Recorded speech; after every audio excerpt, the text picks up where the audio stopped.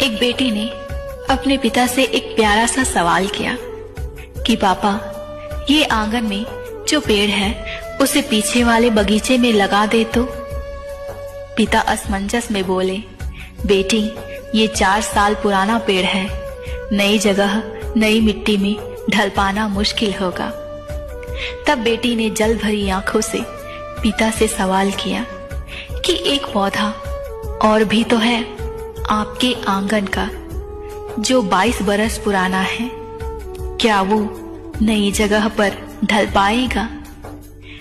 पिता ने बेटी की बात पर सोचते हुए कहा कि यह शक्ति पूरे कायनात में सिर्फ नारी के पास ही है, जो कल्प वृक्ष से कम नहीं है, खुद नए माहौल में ढलकर औरों की सेवा करती है, ताउम्र उनके लिए जीती है।